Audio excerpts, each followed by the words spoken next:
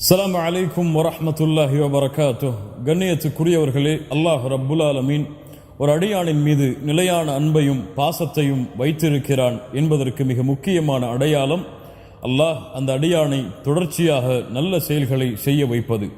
அதை போல அல்லது அதைவிட மேலே ஒரு அடியானின் மீது அல்லாஹ் ரப்புல் ஆலமீன் அன்பையும் பாசத்தையும் வைத்திருக்கிறான் என்பதற்கு மிக முக்கியமான அடையாளம் அல்லாஹ் ரப்புல் ஆலமீன் பாவங்கள் செய்ய விடாமல் அவனை தடுப்பது. ஆம், பாவங்கள் செய்ய விடாமல் அல்லாஹ் தடுத்தால் அல்லாஹ் ரப்புல் ஆலமீன் அவன் மீது உண்மையான அன்பை வைத்திருக்கிறான் என்பதற்கு வெளிப்பாடு அதுவே. கண்ணியத்துக்குரியவர்களே, இந்த உலக வாழ்வில் மூமினை அல்லாஹ் ரப்புல் ஆலமீன் சோதிப்பதற்காக பல சோதனைகளை இந்த உலகத்திலே வைத்திருக்கிறான். அந்த அடிப்படையில் அல்லாஹுடைய தூதர் முஹம்மது ரசூலுல்லாஹ் ஸல்லல்லாஹு அலைஹி வஸல்லம் கூறிய மூமினை சோதிப்பதற்கான சோதனை மா தரக்து பஅதி ஃபித்னதன் அதர்ர அலர் ரிஜால் மினன் நிசா.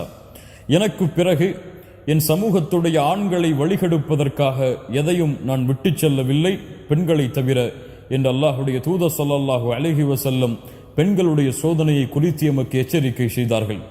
இப்படி முன்னால் வாழ்ந்த காலத்திலே ஒரு மனிதர் ஒரு பெண்ணால் சோதிக்கப்பட்டு அவரை அந்த சோதனை எவ்வளவு தூரம் அழைத்து சென்றது என்பதை கொஞ்சம் கேளுங்கள்.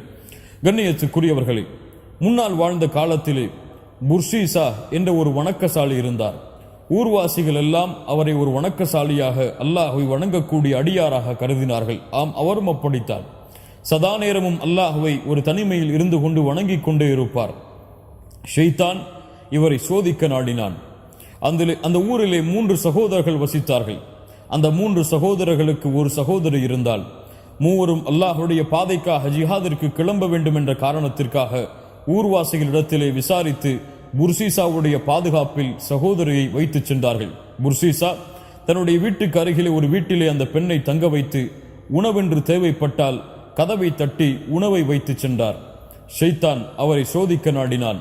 உள்ளத்திலே வந்து சில தடுமாற்றங்களை ஏற்படுத்தினான். புர்ஷீசா, தினமும் உணவு வைக்கிறாய், அந்த பெண்ணுக்கு அந்த பெண் சுகமாக இருக்கிறாளா என்பதை நீ எப்படி அறிவாய்? அந்த பெண்ணுக்கு சலாம் சொல், அந்த பெண் பதில் சொன்னால் அந்த பெண் சுகமாகத்தான் இருக்கிறாள் என்பதை நீ அறிந்து கொள்ளலாம். புர்ஷீசா நாளடைவில் அந்த ஷைத்தானுடைய கூற்றுக்கு கட்டுப்பட்டு அந்த பெண்ணுக்கு சலாம் சொன்னார். அந்த பெண்ணும் பதில் சொன்னார்கள். புர்ஷீசா அந்த நிகழ்வை அப்படியே தொடர்ந்து கொண்டிருந்தார். மறுபடியும் ஷைத்தான் பல ஆண்டுகளுக்கு பிறகு வந்தான். புர்ஷீசா, அந்த பெண்ணுக்கு சலாம் சொன்னாய், சரி, அந்த பெண்ணுக்கு ஏதாவது தேவை இருக்கிறதா என்று ஏன் கேட்க மாட்டாய்? நீதான் அந்த பெண்ணுக்கு பொறுப்பாளி. அந்த புர்ஷீசா ஷைத்தானுடைய சூழ்ச்சிக்கு மறுபடியும் தன்னை உட்படுத்தி கொண்டார். அந்த பெண்ணிடத்திலே சென்று சலாம் சொன்னார். சுகமாக இருக்கிறீர்களா, ஏதாவது தேவை இருக்கிறதா என்று கேட்டார். தேவை இருந்தால் அந்த பெண் சொன்னால் அந்த தேவையை புர்ஷீசா நிறைவேற்றினார். மறுபடியும் உள்ளத்திலே வந்தான். ஷைத்தான் கூறினான், வெளியே நின்று பேசுகிறாய், மக்கள் பார்த்தால் என்ன நினைப்பார்கள், உள்ளே சென்று பேசு என்று சொன்னான். புர்ஷீசா அதற்கும் கட்டுப்பட்டார். வணக்கசாலியாக இருந்தவர், அல்லாஹ்வை அஞ்சியவர், ஷைத்தான் எந்த வழியில் சோதித்தாலும் அந்த சோதனையில் வெற்றி காண்பவர். ஆனால் ஒரு பெண்ணின் மூலமாக புர்ஷீசாவை தொடர்ச்சியாக ஷைத்தான் சோதித்தான். அந்த சோதனைகளில் புர்ஷீசா தோற்று கொண்டு இருந்தார், ஷைத்தான் ஜெயித்து கொண்டு இருந்தான். அல்லாஹ் ரப்புல் ஆலமீன் அதனால்தான் அவனுடைய புத்தகம் அல் குர்ஆனிலே ஷைத்தானை குறித்து எச்சரிக்கை செய்யும் பொழுது அல்லாஹ் கூறுகிறான், யா அய்யுஹல்லதீன ஆமனூ லா தத்தபிஉ குதுவாத்திஷ் ஷைத்தான் லா தத்தபிஉ குதுவாத்திஷ் ஷைத்தான். அல்லாஹ் ரப்புல் ஆலமீன் கூறுகிறான், ஈமான் கொண்டவர்களே, ஷைத்தானுடைய அடிச்சுவடுகளை பின்பற்றாதீர்கள். ஒரு அடி எடுத்து வைப்பீர்கள், ஷைத்தானுக்கு கட்டுப்பட்டு அடுத்த அடியை எடுக்க வைக்க சொல்லுவான். அடுத்தடி எடுத்து வைப்பீர்கள், அதனுடைய விபரீதத்துடைய எல்லைக்கு அவன் உங்களை அழைத்து சென்று விடுவான். அதனால் ஷைத்தானுடைய அடிச்சுவடுகளை பின்பற்றாதீர்கள் என்று அல்லாஹ் ரப்புல் ஆலமீன் மூமின்களுக்கு அறிவுரை செய்கிறான். புர்ஷீசா ஷைத்தானுடைய அந்த சூழ்ச்சிக்கு கட்டுப்பட்டு கொண்டே வந்தார். ஷைத்தான் தனிமையில் பேசிய புர்ஷீசாவை தவறான செயலை செய்யும்படி ஏவினான். புர்ஷீசாவும் அந்த பெண்ணிடத்திலே தவறான முறையில் நடந்து கொண்டார். தவறான முறையில் நடந்து கொண்ட காரணத்தால் அந்த பெண் குழந்தையும் பெற்றெடுத்தாள். புர்ஷீசாவை ஷைத்தான் சோதனைகளை கொண்டு தொடர்ந்து தாக்கினான்.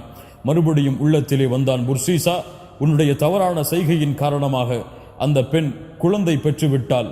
அந்த குழந்தை இருந்தால் உன்னுடைய தவறு மக்களுக்கு மத்தியிலே அடையாளம் காட்டப்பட்டு விடும், அந்த குழந்தையை கொலை செய் என்று ஏவினான். ஷைத்தானுக்கு கட்டுப்பட்டு புர்சீசா அந்த குழந்தையை கொலை செய்தார். குழந்தையை கொலை செய்து விட்டாய், அந்த தாய் உயிரோடு தான் இருக்கிறாள், அந்த பெண்ணை நீ கொலை செய்யவில்லை என்றால் உன்னுடைய குற்றம் உலகத்திற்கு எடுத்து காட்டப்படும் என்று மறுபடியும் தூண்டினான். மறுபடியும் ஷைத்தானுக்கு கட்டுப்பட்டு அந்த பெண்ணையும் கொலை செய்து புதைத்தார் புர்சீசா. கண்ணியத்துக்குரியவர்களே, ஒரு சாதாரண சலாமை கொண்டு தன்னுடைய தவறை ஆரம்பித்தவர், அந்த தவறு ஒரு பெண்ணுடைய சூழ்ச்சியால் ஷைத்தானுடைய வழிச்சுவடுகளை பின்பற்றியதால் அவரை எவ்வளவு தூரம் எல்லையை கடக்க வைத்து ஒரு பெண்ணை கொலை செய்யும்படி அவரை தூண்டியதென்று பாருங்கள். ஷைத்தானுடைய சோதனை இன்னும் நிற்கவில்லை. ஷைத்தான் அவனுடைய ஒரு நாட்டத்தை நிறைவேற்ற அந்த சோதனையை இன்னும் தொடர்ந்து கொண்டிருக்கிறான். வெளியூருக்கு சென்ற, அல்லாஹ்வுடைய பாதைக்காக சென்ற அந்த 3 சகோதரர்களும் திரும்பி வந்தார்கள்.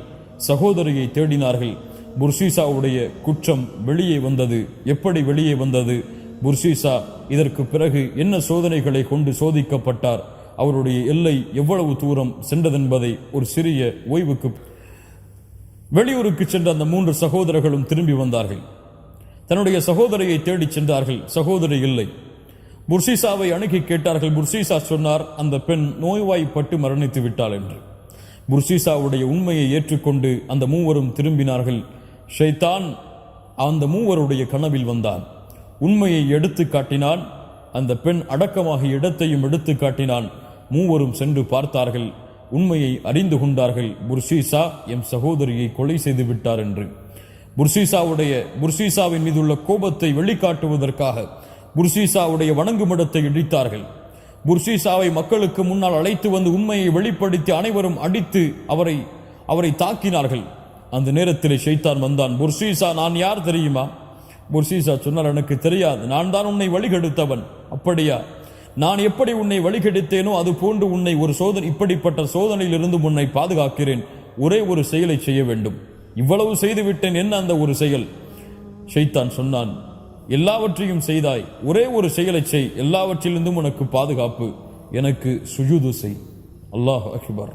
அல்லாஹ்வை வணங்கிக் கொண்டிருந்த ஒரு அடியான், அல்லாஹுடைய வணக்கத்திலே இன்பத்தை கண்டு கொண்டிருந்த ஒரு அடியான் ஷைத்தானால் சோதிக்கப்பட்டார். மிகப்பெரிய இக்கட்டிலே இருக்கிறார். சுஜூது செய்தால் விடுதலை என்று ஷைத்தான் சொல்லுகிறான். ஒரு சுஜூது தானே. புர்சீசா ஷைத்தானுக்கு சுஜூது செய்ய ஆயுத்தமாகி சுஜூதை செய்கிறார். ஷைத்தான் கூறுகிறான், உன்னிலிருந்து நான் விலகிக் கொள்கிறேன் என்று. அந்த ஊர்வாசிகள் புர்சீசாவை தாக்கி கொலை செய்து விடுகிறார்கள். அல்லாஹ் அக்பர்.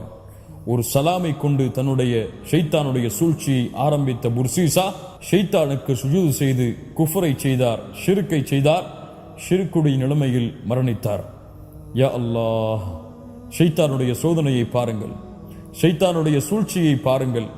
அல்லாஹ் ரப்புல் ஆலமீன் இந்த சோதனைகளிலிருந்து தப்பிப்பதற்காகத்தான் அல்லாஹுவை அஞ்சிக் கொள்ளுங்கள், ஷைத்தானுடைய அடிச்சுவடுகளை பின்பற்றாதீர்கள் என்று அல்லாஹ் ரப்புல் ஆலமீன் கூறுகிறான். புர்சீசாவுடைய வாழ்வு நாம் எல்லோருக்கும் பாடமாக, படிப்பினையாக அமைய வேண்டும். கண்ணியத்துக்குரியவர்களே, ஷைத்தான் ஒரு சிறிய தவறைத்தான் செய்யுமாறு ஏவுவான். சிறிய தவறுதானே என்று ஆரம்பிப்போம். அந்த தவறு எம்முடைய எல்லையை கடக்க வைத்து எவ்வளவு தூரம் எம்மை அழைத்து செல்லும் என்று எமக்கு தெரியாது. அல்லாஹுவை அஞ்சிக் கொள்ளுங்கள்.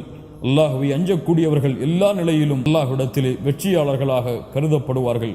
அல்லாஹ் ரப்புல் ஆலமீன் கூறுகிறான், மன் ஹஷியர் ரஹ்மான பில் கைப், மன் ஹஷியர் ரஹ்மான பில் கைப் ஃபஜாஅ பிகல்பின் முனீப் உத்குலூஹா பிஸலாம், உத்குலூஹா பிஸலாம்